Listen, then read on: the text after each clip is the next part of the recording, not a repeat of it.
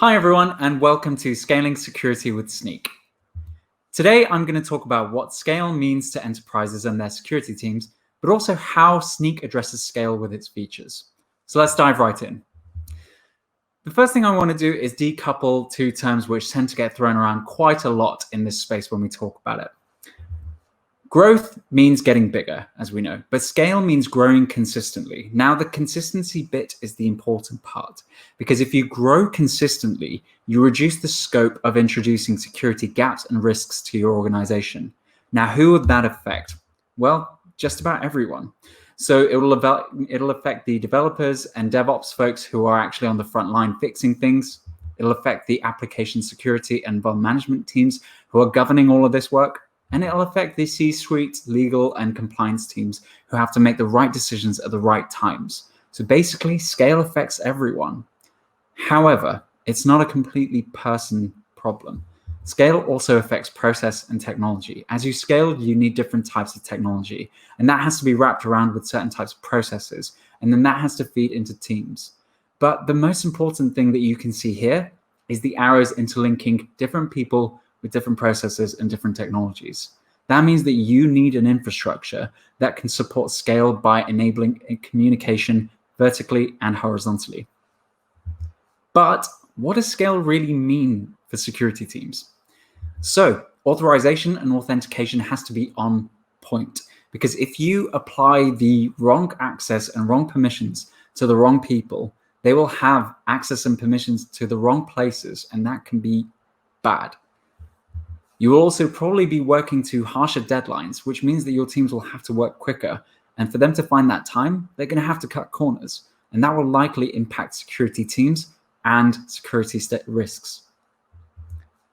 Not only that, as your applications become cooler and more effective, you're more likely to use different types of applications and projects, which means that you're going to be bringing in different types of vulnerabilities as well. Trying to govern that can be a nightmare. And if you leave big enough gaps, you'll be on the news. When you are working with a much larger volume of projects and vulnerabilities, trying to get the right information is going to be very difficult. The information that you get will probably be vague, which means you can't make the right decisions. Speaking of volume, if you are working with a much larger number of projects, you're going to have more vulnerabilities, which means that you need to really be able to prioritize what you want to work on at the right time, or else you're going to leave big blind spots. And finally, you can have the best tool in the world, but if your developers don't like it and they don't want to adopt it, then you're going to be spending a lot of time trying to encourage that adoption, which could be instead spent on fixing security issues or blocking security gaps. Now, this is a lot for security teams to really think about, but on top of that, they have to manage stakeholder expectations too. This can be overwhelming, but Snyk has your back. How does Snyk have your back? Well, this is how we address scale. We have a robust API, which can be used to help automate a lot of processes and is very developer friendly, so it improves developer adoption. We have enhanced reporting, which will give you that clarity about remediation and the return on investment that you need. We have project tagging, which helps you work with tags and projects at a scale of thousands, which means that you can be more efficient with your time and prioritize work effectively. You can combine project attributes and policies, which will help you get that granular governance so you don't have those big gaping holes in your security. And finally, we're going to give you a little sneak peek to some really neat user management work that we're currently doing in the future. So how do we address scale with the API? We use the API to automate a lot of processes, and one of the most common processes that you tend to see when you're scaling is onboarding teams. So let's go through an end-to-end process here, which a lot of our customers currently work on. So using the API, you can onboard teams. You can create the organization, and create the integration settings, and also start inviting users all through the API automatically. Then once those users are in, you can integrate the organization with their source code management system of choice. But that's not good enough. You want to make sure that they're working with the most up-to-date projects at all times. So you can run a cron job on that import endpoint and make sure that they are working with the most up-to-date pieces of work. Next thing, you want to track the usage within your organization itself. And you can do that by using the extensive audit logs that we have in the API today. And finally, when you have all of this information coming out of your organization, you need to aggregate it by using the reports API and funnel it through so you can create a multi-layered report for your stakeholders. As I just spoke about reports, let's move on to them themselves. So reports are great because they can show you the remediation statistics, they can show you how your prioritization should look like, and they can show you a return of investment. But that's not the only purpose they have. As you scale, you're going to have more compliances that you have to fit to, but you're going to have more SLAs that you cannot afford to breach. So why not use reporting for that? You can track just exactly what vulnerabilities there are and how quickly they're being resolved so that you don't breach any SLAs.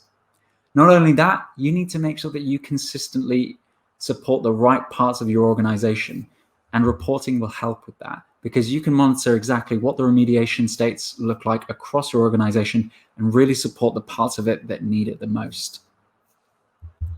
Now, we spoke about large volumes of projects, and if you are working with dozens, hundreds, thousands, or hundreds of thousands of projects, trying to find that single project is like trying to find a needle in a haystack. So what you need to do is be able to maybe group and work in bulk and really filter down on those projects in whichever way you really want to, whether that's through the teams that are working on the project, whether it's the type of application that the project's a part of, or maybe how scary that project is to you. Whatever it is, you should be able to tag it accordingly. And that's just what we've done. We've created a feature quite recently called project tagging, which is available through the API and also through the UI. Now we're going to shift gears very quickly, and we're going to invite Simon Wilkins, who is an application security analyst, and he's going to show us how to use the API for tagging at scale, and also walk us through some of the really cool things that they're doing over at Overstock with the tagging API. Hey, Simon, how's it going? Hey, good, thanks. How are you? Yeah, doing really well. You're here to show us some really fun stuff about tagging today, right? Absolutely. Let's dive right into it. So could you quickly tell us sort of what your estate's like? You know, what are you working with projects and organizations and users and everything? Yeah, so we have some about 1,500 applications, each of which have got many projects in them. We've got one main org that we have everything in. We also have individual orgs separated out for different teams to be able to only view their stuff. And yeah, that's where we live. Excellent, cool. And sort of what is your use case here, for one of a better term? So I got a couple really. One of them is we want to provide the metrics on the amount of applications that we scan versus the total number of applications that we have. Therefore, we can know sort of the overall coverage, what we have security scanned versus what we don't. And obviously, we want to scan everything, so that's a useful metric for us to keep. The other one is really just usability. So, for example, if you want to do something to all of the projects that are in a particular application, it's quite difficult to do that just through the UI as it is. And so really that's being able to use the tagging API to better manage different applications has been really helpful. So you're basically just trying to, you're trying to manage all of your workloads at a higher level. So because obviously there's so much, you can't, it's too inefficient to do it at a lower level of like sort of picking out individual projects and having to work with them at that level of detail. Yeah, that's very much the case. And, you know, going through and everything, it's a good way to do things in bulk. I'll put it that way. Like if you've got, you know, if you've got 10 applications and each one has, say, 25 different project files in there, that's like 250 things to go in and open and click and manage that way. And it just takes time. So that's sort of the main pain point that you're seeing in that current process, that it just takes a really long time to be able to do all of these things. Yeah.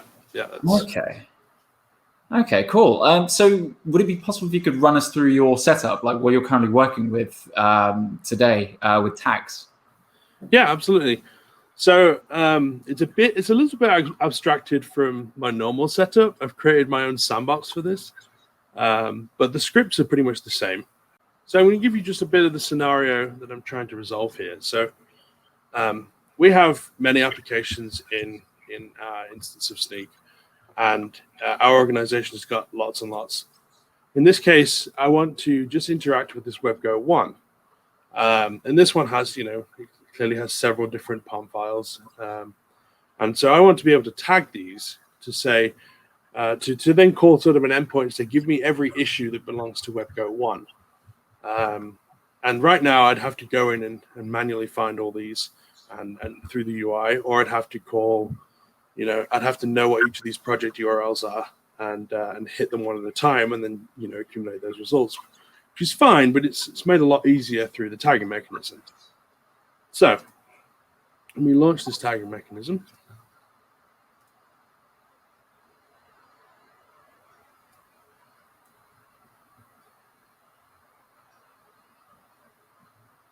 Helps if I'm running the right thing.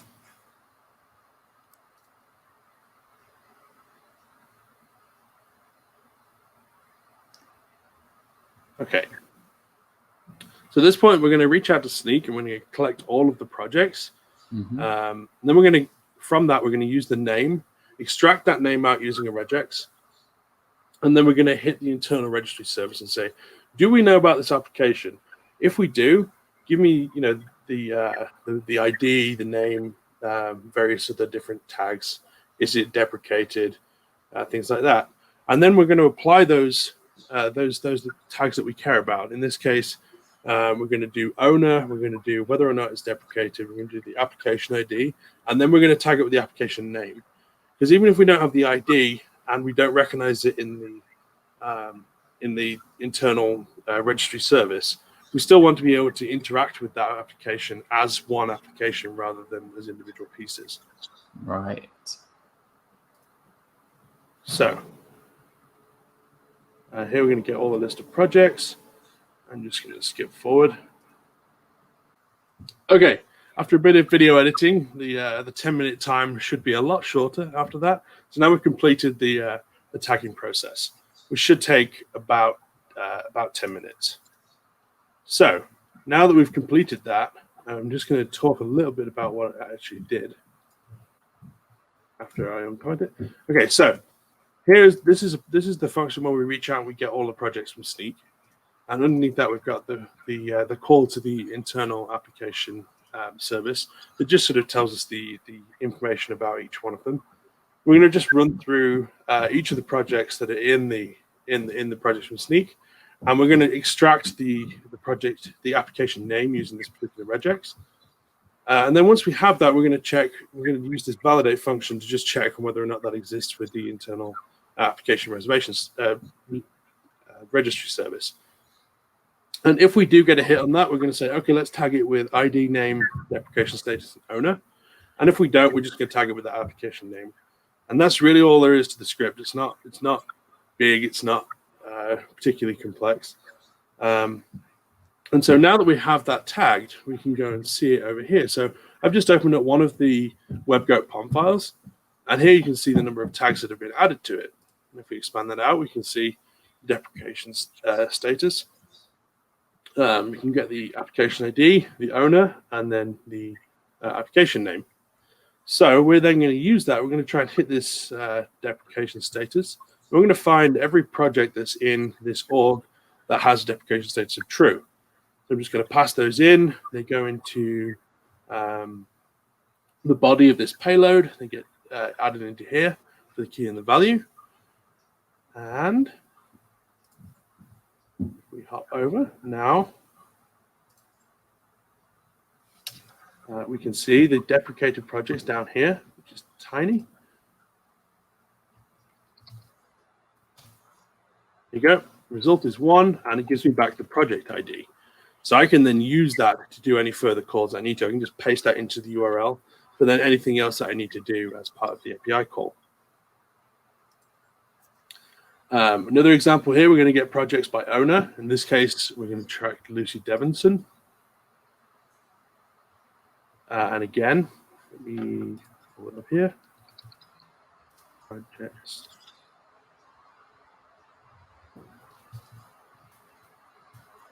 Projects by owner. There we go. Again, now we have a list. This is, the list is getting bigger, but we just get a list of project IDs that we can then use to track down, more information. And so the big one here is this case, we're going to use that to determine every issue that belongs to this particular application, since now we've tagged it. Oh, that's the secret sauce. That's right? You look for application ID 4, which is the WebGo in this case, I think.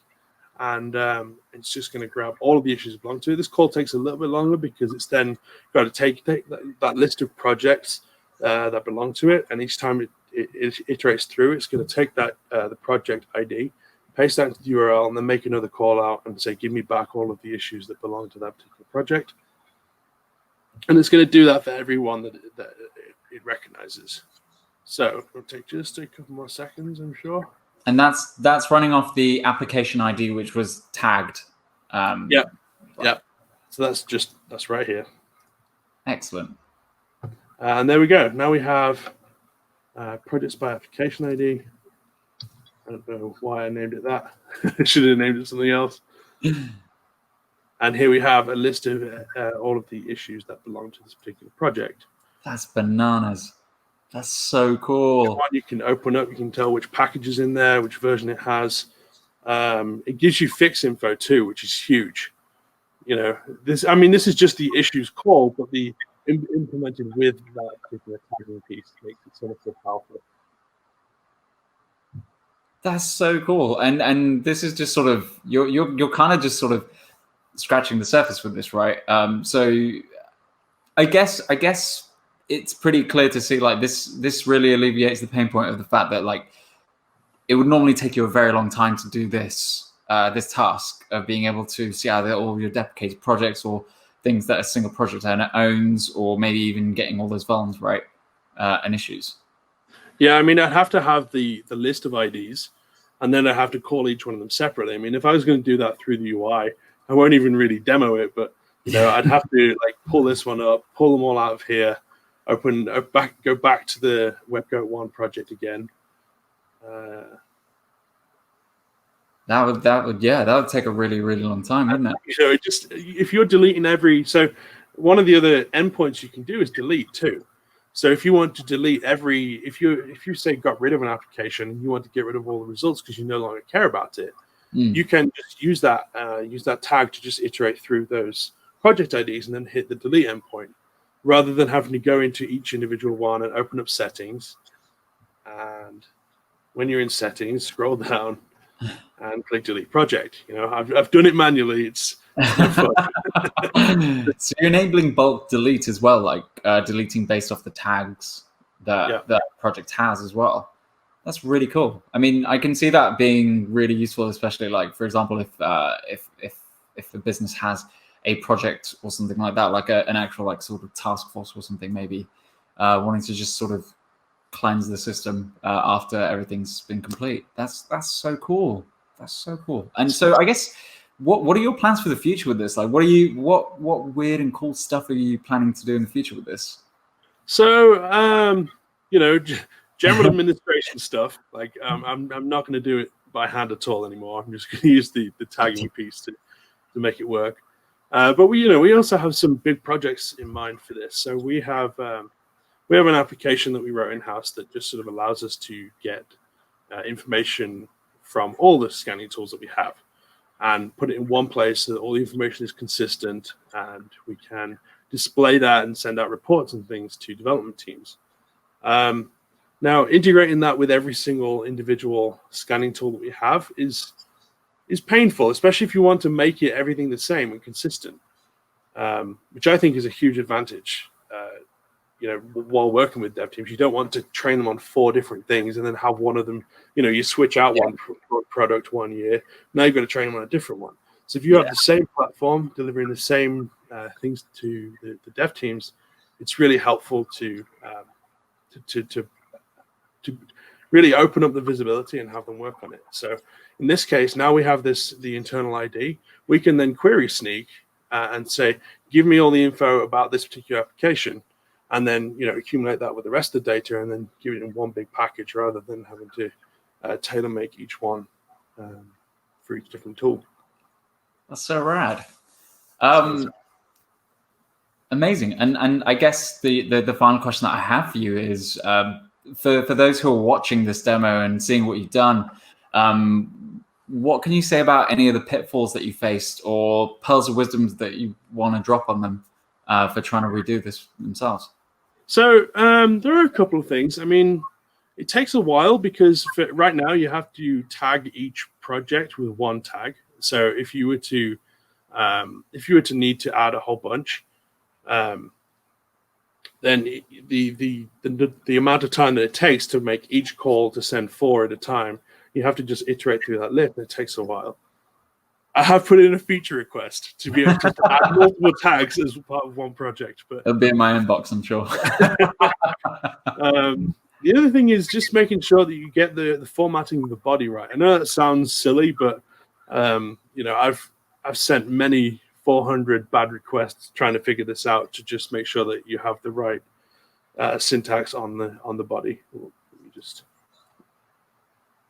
show you what I mean. So like this payload here, just making sure that you have everything in the right place, all the indentations the same. It's just a case of working with it, trying to push it, figuring it out. You'll get there, but.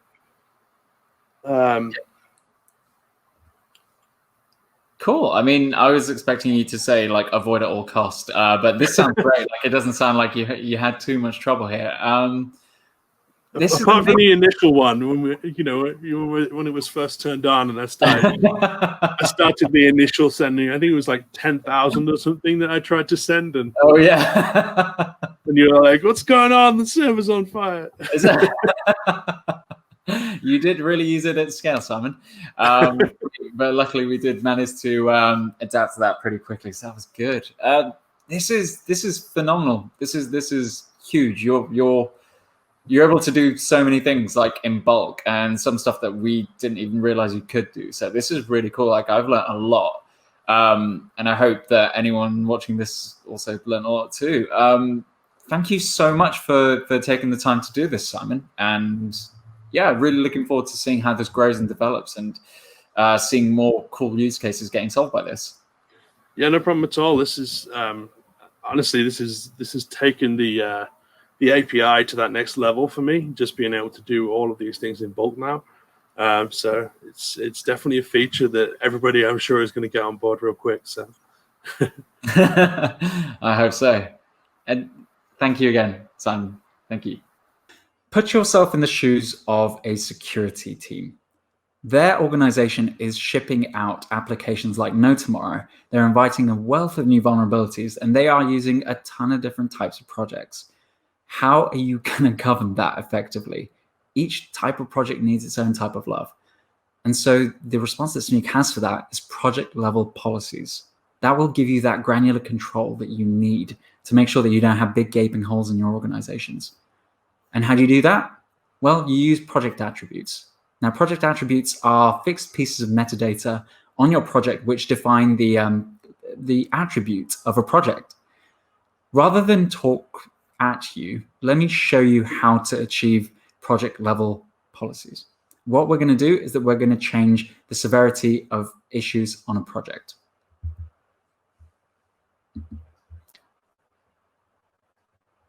So as you see, you go into the policies tab within your group and you click on security policies to create a new policy. Now, as you see, you can have project attributes to apply the policy to or an org. In this case, we're going to use attributes to get that project level granularity. We're going to apply it to things that are pertinent to us. So a critical project, it'll be for a front-end environment, which will be for a SaaS application, and also it'll be in production. So what I'm doing here is that I know the couple of CWEs for issues that I want to change the severity of. So I'm adding the CWE here, and then I'm going to choose to be able to change the severity. This CWE at the moment has a high severity, so I want to change it to a medium one because my business says it's not as important. We don't need to think about it as much. We don't need to prioritize it as highly. But the other CWE that I'm putting in right now, that is currently a medium issue. And we need to raise that severity. That needs to be on our radar immediately and flagged up. We can't let that through the cracks. So after a quick check, I cement this policy in, and that policy will apply to any project with those 4 attributes on it. So now I'm going to dive into one of my organizations and go into a project to apply this policy to. So as I enter this, you'll be able to see the project attributes there. I've already got some filled in, but I need to make sure that the matching is exact for the policy to kick in. So as you can see in just a moment, this is the high severity issue, which I'm turning into a medium one. And then this is the medium severity issue, which I'm going to raise into a high severity issue. So all I do is that I retest now. And in a matter of moments, the policy is enacted. So as you can see, that's been affected and the severity has changed from a high to a medium.